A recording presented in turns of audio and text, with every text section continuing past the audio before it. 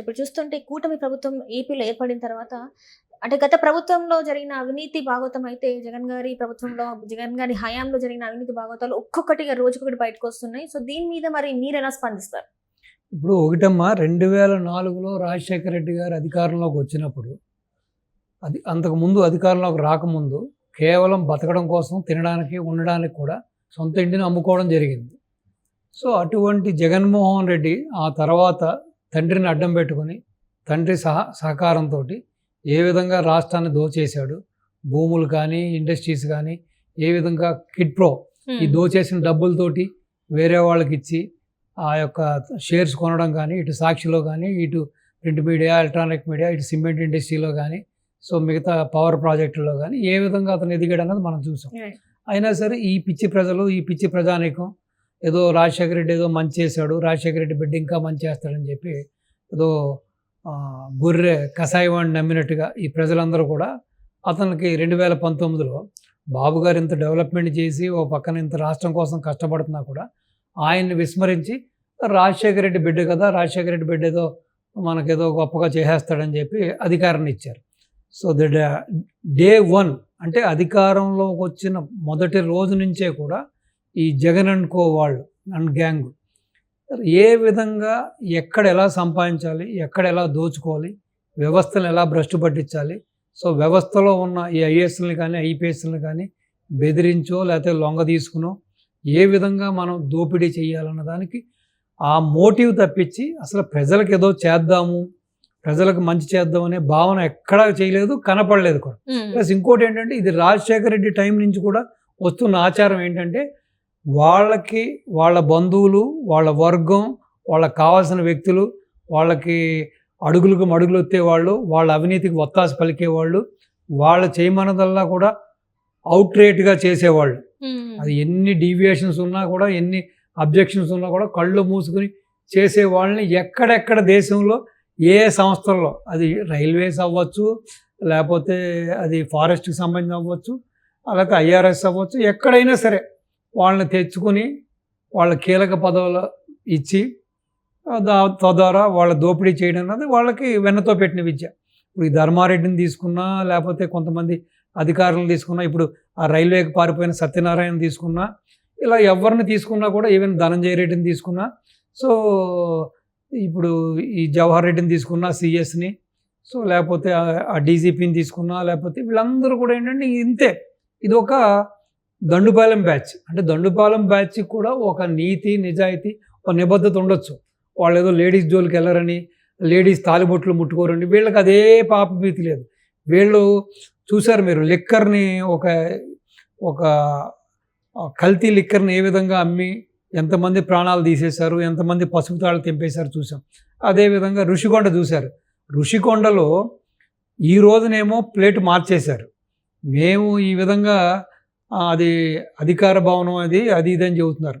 ఆ రోజునేమో నువ్వు రాజప్రసాదం కట్టుకున్నావు, ఇటు ప్రింట్ మీడియా కానీ ఎలక్ట్రానిక్ మీడియా కానీ ప్రతిపక్ష నాయకుల్ని కానీ ఇంక్లూడింగ్ అతను కేఏ పాల్ ఉన్నాడు కదా, పాల్ కూడా వెళ్తే కూడా పాల్ని కూడా వెళ్ళకుండా ఎవ్వరు కూడా బిల్డింగ్ విజిట్ చేయకుండా అన్ని కట్టుదిట్టమైన ఏర్పాట్లు చేసుకుని ఈ రోజున ఇది బయటపడింది కాబట్టి ఈ స్కాము ఏమంటే ఏదో గవర్నర్ వస్తాడు, రేపొద్దున ప్రైమ్ మినిస్టర్ వస్తాడు, వాడు వస్తాడు వీడు వస్తాడు కాబట్టి వాళ్ళ కోసం ఇటువంటి భవనం కావాలని ఈ రోజున మాయమాటలు చెబుతున్నారు. కేవలం తన కోసం, తన పిల్లల కోసం, తన భార్య కోసమే కట్టుకున్నాడు తప్పించి ఏం లేదు. ఇప్పుడు ఎంత పరాకాష్ట అంటే అమ్మ, ఆ బిల్డింగ్లో ఒక టబ్బు, మనం స్నానం చేసే టబ్బు 25 లక్షల రూపాయలంట. సో టాయిలెట్కి వెళ్ళేదేమో కమోడేమో 13.5 లక్షల రూపాయలంట.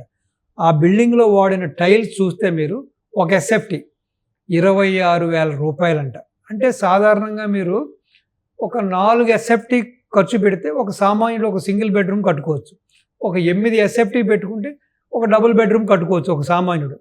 అంటే ఎంత దుర్వినియోగం చూడండి, ఎంత అంటే ఇది ఒక పరాకాష్ట, ఇది పిచ్చమ్మ. అంటే ఇప్పుడు ఇక్కడ సార్ రిషికొండలో ఏదైతే ఆ ప్యాలెస్ కట్టారో, ఇంతగా ప్యాలెస్ జగన్మోహన్ రెడ్డి గారు సొంత ఖర్చుతో కట్టారా లేకపోతే ప్రభుత్వ ధనంతో కట్టారా? ఇఫ్ ఇన్ కేసు అది ఒకవేళ ప్రభుత్వ ధనంతో కడితే అది జగన్మోహన్ రెడ్డిది కాదు. మరి ఆ ప్యాలెస్ ని దేనికోసం యూజ్ చేయడానికి నిర్మించారు అసలు? 100% ప్రభుత్వ ధనంతో కట్టాడమ్మా. కానీ తన కోసం కట్టుకున్నాడు. కానీ ప్రభుత్వ ధనంతో కట్టడం జరిగింది. ఈవెన్ మీరు చూస్తే తాడేపల్లి గూడెంలో కూడా ఆయన సొంత ఇల్లు కదా అది. దానికి సంబంధించిన మెయింటెనెన్స్కి సంబంధించిన వర్క్స్ కానీ, లేకపోతే అక్కడ ఉన్న వాళ్ళ సర్వెంట్ శాలరీస్ కానీ, లేకపోతే అక్కడ వాడిన ఫర్నిచర్ కానీ, అవన్నీ ఆ లైటింగ్ సిస్టమ్స్ అన్నీ కూడా ప్రభుత్వం నుంచే వాడుకున్నాడు. అట్లా ఎట్లా కుదురుతుంది సార్? ఇప్పుడు ఒకటమ్మా, ఇప్పుడు వీళ్ళు ఎందుకు కుడుతుందంటే ఇప్పుడు వీళ్ళకు ఒక విధానం లేదు, ఒక పద్ధతి లేదు, ఒక పాడు లేదు. ఇప్పుడు పోలవరం బాబు గారి మాటల్లో ఆవేదన చూశారు కదా, సర్వనాశనం చేశారు. అంటే ఇటువంటి వ్యక్తి అసలు రాజకీయాల్లో కాదు కదా, అసలు ప్రజా జీవితంలో ఈ విధంగా ఒక ఎమ్మెల్యే గానో ఒక ముఖ్యమంత్రి గానో అసలు కనీసం అర్హత లేదమ్మా వీళ్ళకి. అసలు ప్రజలు ఇటువంటి వ్యక్తిని ఎన్నుకోవడమే పొరపాటు. బాబు గారు అదే చెబుతున్నారు కదా, ఇది డెఫినెట్గా మనం ఒక కేస్ స్టడీ కింద తీసుకోవాలి. కేస్ స్టడీ కింద తీసుకుని, ఇప్పుడు మా చిన్నప్పుడు న్యూస్ రీల్ అని వేసేవాళ్ళమ్మ. చిన్నప్పుడు సినిమా హాల్లో ఆ దేశంలో జరిగిన కొన్ని సంఘటనలు అన్నీ కూడా న్యూస్ రీల్ అని చెప్పి సినిమాకు ముందు ఓ పావు గంట 10 నిమిషాలు వేసేవారు. ఆ విధంగా ఇప్పుడు ఇతని అవినీతిని, జగన్ అండ్ కో టీం యొక్క అవినీతిని, జగన్ చేసిన అవినీతిని, ఈ విచ్చలవిడితనాన్ని, ఈ చేసిన అవినీతి బాగోతాలన్నీ కూడా ఒక డాక్యుమెంటరీగా తీయాలమ్మా. తీసి ప్రింట్ మీడియా కానీ ఎలక్ట్రానిక్ మీడియాలోను, ప్లస్ ప్రతి సినిమా హాల్లో కూడా ప్రతిరోజు కూడా ఒక 15 నుంచి 20 నిమిషాల ముందు, సినిమాకు ముందు ఇతని అవినీతిని మొత్తం ప్రజలందరికీ బహిర్గతం చేయాలి. అంటే ఇటువంటి వ్యక్తి అసలు ప్రజా జీవితంలో ఒక రాజకీయ నాయకుడిగా ఉండడానికి ఎటువంటి కనీస అర్హత లేని వ్యక్తి. కాబట్టి ఇంకా కొంతమంది ఆ మతం మత్తులో, ఆ కులం కంపులో ఇంకా కొంతమంది ఊగిసలాడుతూ ఉన్నారు. ఇంకా జగన్ అని కొంతమంది ఇంకా ఫేవరిజం ఉంది. కానీ వాళ్ళందరూ కూడా రియలైజ్ అవ్వాలి, వాళ్ళందరూ కూడా జరిగిన నష్టం తెలియాలంటే కూడా ఇప్పుడు దగ్గర దగ్గర ఒక 10 నుంచి 11 లక్షల కోట్ల రూపాయలు అప్పు చేశాడమ్మా. ఈ 10 నుంచి 11 కోట్లలో చేసుంటే ఈ పంచిన డబ్బులు వాళ్ళకి వీళ్ళకి ఈ ఫ్రీ స్కీమ్స్ చూస్తుంటే ఒక 4.5 నుంచి 5 లక్షల రూపాయలు. మరి మిగతా 5 నుంచి 6 లక్షల కోట్ల రూపాయలు ఏమైపోయినాయి, ఎక్కడికి వెళ్ళిపోయినాయి, ఎవరి జోబులోకి వెళ్ళిపోయినాయి? ఈవెన్ లిక్కర్లో కూడా ఏదైతే ఇప్పుడు వాసుదేవరెడ్డిని పట్టుకున్నారో బ్రేవరీసెస్ ఎండిని, అతని ఇంట్లో 60 కిలోల బంగారం దొరికింది. వాడు ఒక దిక్కు దివాణం లేనివాడమ్మా, వాడు ఒక యూజ్లెస్ ఫెలో. అటువంటి వాడికి ఇంత సంపద ఎక్కడొచ్చింది? వాళ్ళ మామ కృష్ణా జిల్లాలోనూ అక్కడక్కడ కొన్ని 100 ఎకరాలు కొనేశాడు. మరి డబ్బులన్నీ ఎక్కడి నుంచి వచ్చినాయి? రెండోది, ఈ లిక్కర్లో దోచేసిన డబ్బులన్నీ కూడా మనీ లాండరింగ్ ద్వారా దేశం దాటిచ్చినట్టుగా కూడా ఆధారాలు దొరికినాయి. ఇప్పుడు ఎవరైతే ఆ సిఐడి వాళ్ళు ఉన్నారో వాళ్ళ దగ్గర ఆధారాలు దొరికినాయి. సో ఈ డబ్బు ఏ విధంగా వీళ్ళు విదేశాలకు తరలించారు, ఏ విధంగా చేశారు, ఇన్ని రోజులు ఏ విధంగా ఎవరికైతే ప్రతి నెల కప్పం కడుతూ వచ్చాడు, ఈ కేసుల నుంచి ఏ విధంగా 10 సంవత్సరాల నుంచి ఏ విధంగా మేనేజ్ చేస్తున్నాడు వ్యవస్థల్ని. సో కేవలం ఈ దోచేసిన డబ్బులతోటి ఈ వ్యవస్థలను మేనేజ్ చేస్తే ఎలా చేశారు? కాబట్టి అసలు ఇటువంటి వ్యక్తిని ప్రజలు అసలు ఆదరించకూడదు, అభిమానించకూడదు, అసలు ఓట్లు వేయకూడదు. ఇది ఒకటి కాదు కదమ్మా, లిక్కర్ స్కాము, ల్యాండ్ స్కాము, మన మైనింగ్ స్కాము. ఇప్పుడు మైనింగ్లో కూడా విపరీతమైన స్కామ్ అమ్మ. సో అసలు ఇంకా వచ్చిన రోజు నుంచి కూడా ఇంకా వేరే ఆలోచన లేదు ఈ వ్యక్తికి. కేవలం ఏ విధంగా దంచుకోవాలి, ఏ విధంగా దాచుకోవాలనే వ్యవహారం తప్పించి కేవలం ఏదో మభ్యపెట్టడం కోసం, కొంతమందిని మభ్యపెట్టడం కోసం కూడా ఉన్న ఆస్తులను కుదవబెట్టి ఎక్కడ అప్పు దొరికితే అక్కడ అప్పు తీసుకొచ్చి ఏదో బటన్ నొక్కాను అని చెప్పి, అంటే ఏదో ఒక పర్టికులర్ సెగ్మెంట్లో కొంతమందిని తన ఓట్ బ్యాంక్గా మార్చుకోవడం కోసం ఈ విధంగా చేసాడు తప్పించి ఇటు ప్రజల మీద కానీ, రాష్ట్రం మీద కానీ, రాష్ట్ర శ్రేయస్సు కోసం కానీ, ప్రజల కోసం చేసింది ఏమీ లేదమ్మా. ఇప్పుడు బాబు గారు వచ్చారు, రాగానే మెగా డిఎస్సి చేసేసారా? 16,000 పైచీలకు ఇప్పుడు జాబ్స్కి అనౌన్స్మెంట్ జరిగిపోయిందా? ఎమ్మటే పోలవరం వెళ్ళి ఆయన పోలవరం పనులు పరీక్షిస్తున్నారు కదా. సో ఈ విధంగా చేయాలంటే ఇప్పుడు ఇంకొకటి కూడా చేయాలమ్మా. ఇప్పుడు ఏదైతే ఈ రోజున 24 మంది క్యాబినెట్కి ఇచ్చారు, ఇటు టీడీపీ కానీ, జనసేన కానీ, ఇటు బీజేపీకి సంబంధించి మొత్తం 24 మందికి ఇచ్చారు. ఇంకా ఒక మినిస్ట్రీ ఒకటి బాకీ పెట్టారు.